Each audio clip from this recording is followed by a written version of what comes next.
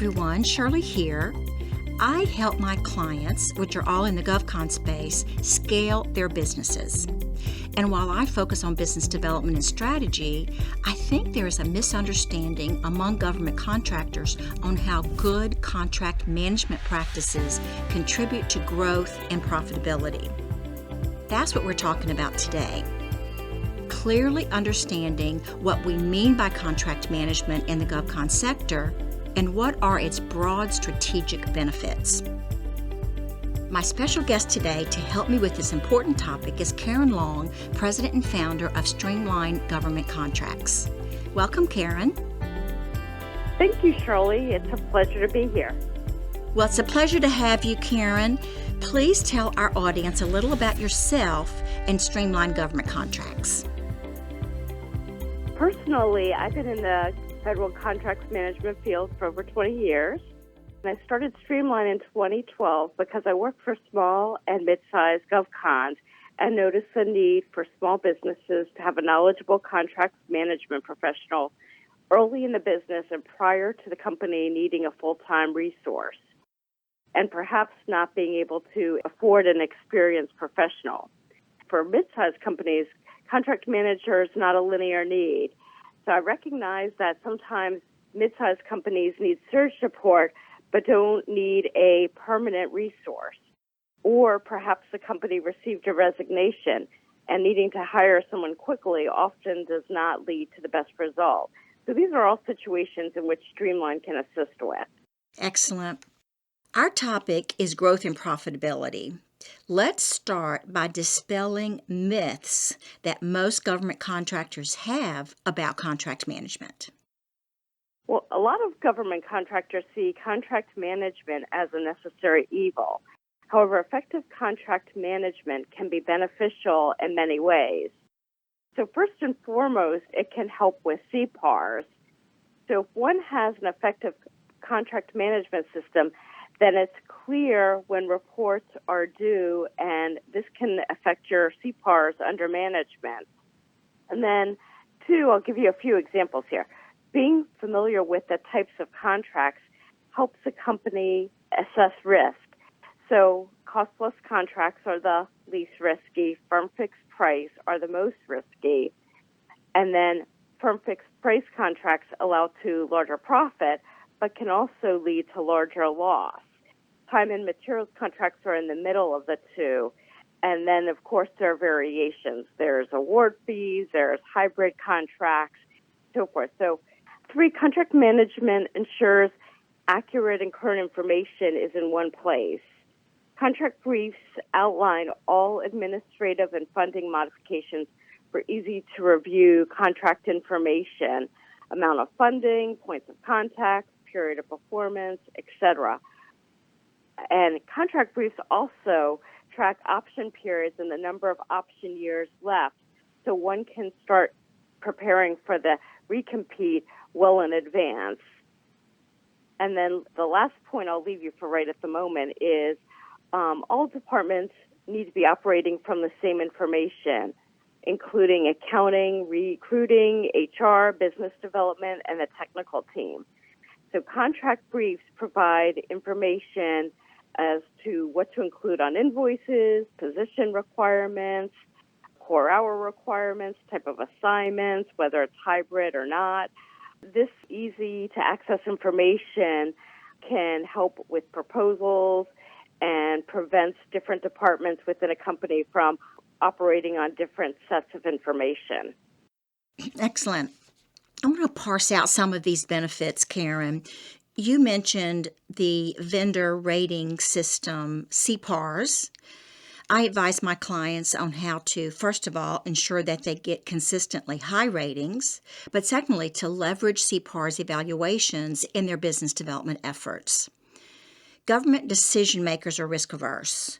They want to do business with companies that are competent, reliable, and easy to work with, and many of them turn to the CPAR system to inform their vendor selection process. So given that, how do you advise your clients to set up and monitor a management communication system that is not only compliant, but exceeds client expectations?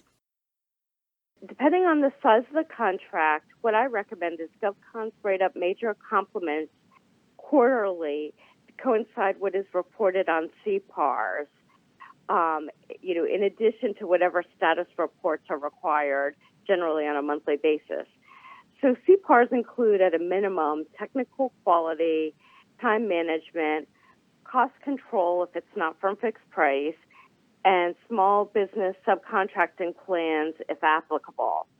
So what I recommend is that they distribute this information to the core and the contracting officer and ask whether they agree, disagree, whether they'd like to have a follow-up discussion, etc.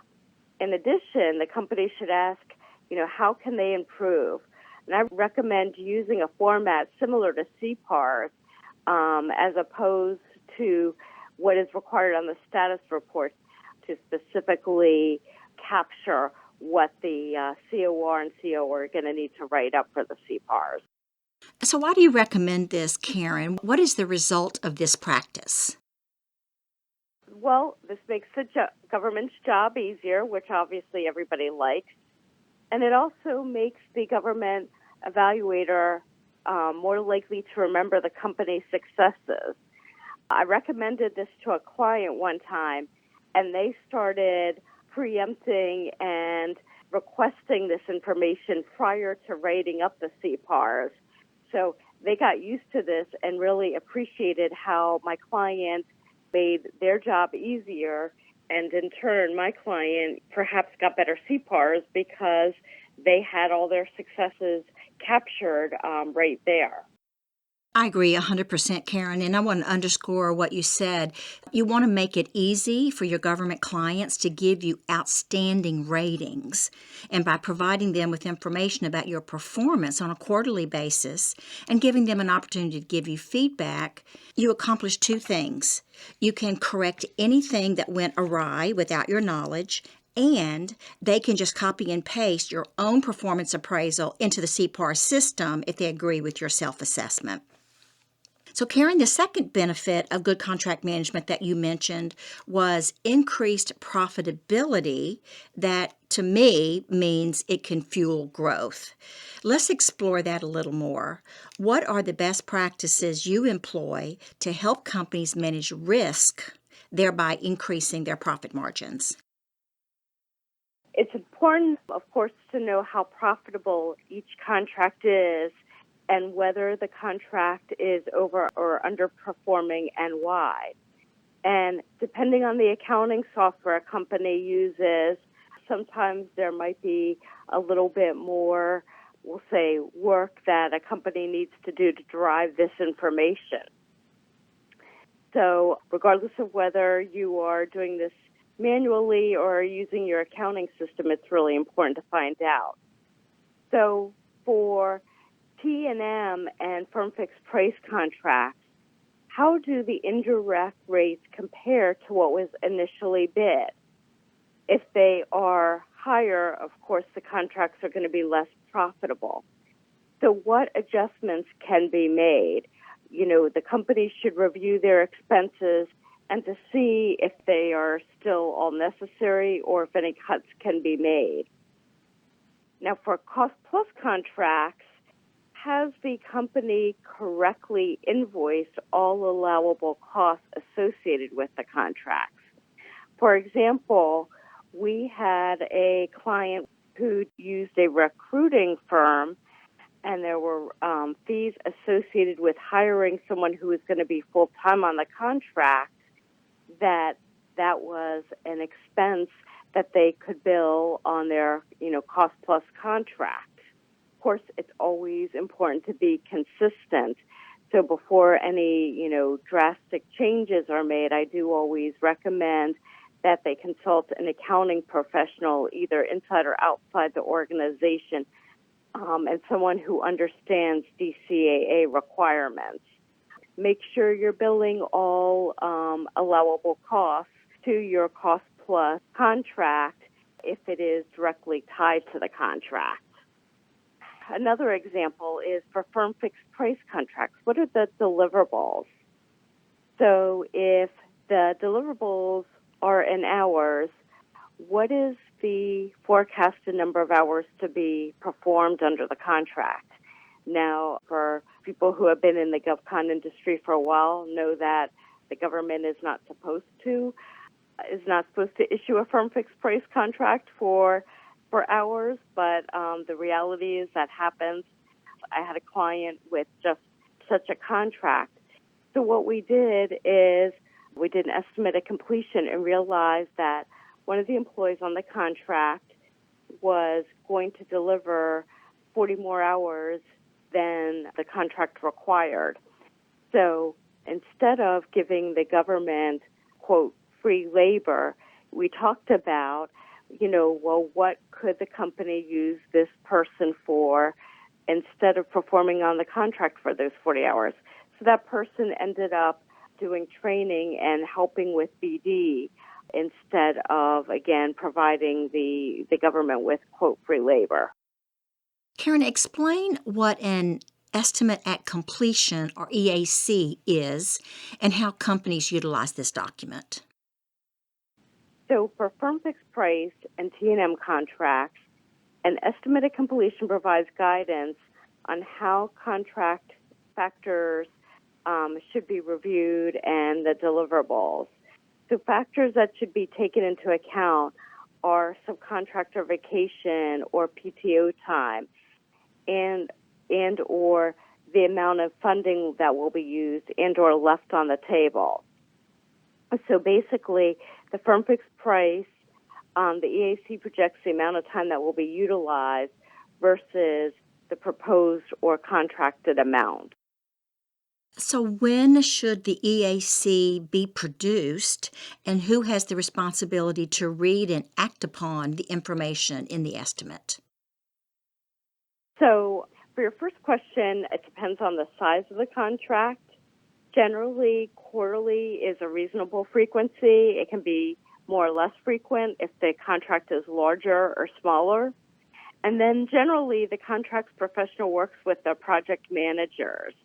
It's important that the two people work together so that the information is reliable. The project managers tend to know their staff well and know their employees' habits. So, for example, a project manager might know that an employee really doesn't have any PTO time or vacation time officially requested. However, maybe he or she knows that an employee gets sick or is dealing with a personal situation. So basically what I recommend is that the project managers collect the information provided to the contract managers, and then the two collaborate and, come up with some strategies in order to best utilize it. Yeah, excellent. Karen, the third benefit that you mentioned earlier is in producing compliant winning proposals. But I would imagine that most folks in business development or proposal management rarely think of their contract managers in that vein. Can you elaborate on how contract management principles benefit proposal management, and how do you recommend that these two functions work more closely together? So it's important to have a process in which someone familiar with contracts reviews the RFP to ensure that the company is compliant and understands what is being asked for contractually and develops a compliance matrix. If a company is not compliant with the RFP, they can be knocked out of the competition and deemed non-responsive. After the technical and business volumes are developed, contracts person or someone familiar should review and confirm that all requirements are being met. My experience is that most small businesses do not include this step in the proposal management process. So good advice there, Karen. We need to take a break. I'm talking to Karen Long, President and Founder of Streamlined Government Contracts. When we come back, we'll talk about misunderstandings and analyzing contract trends. Stay with us. We'll be right back.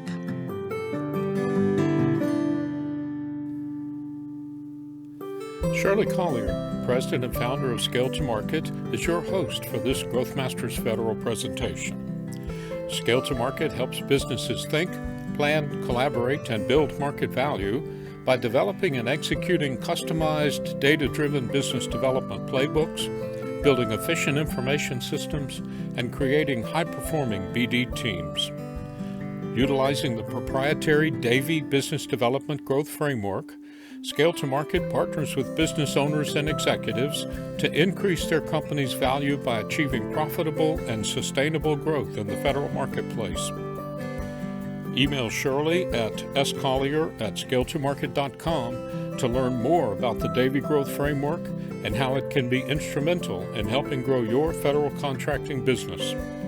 Back now to Shirley's conversation with Karen Long, President and founder of Streamlined Government Contracts, as they discuss how proactive contract management can help increase a company's growth and profitability.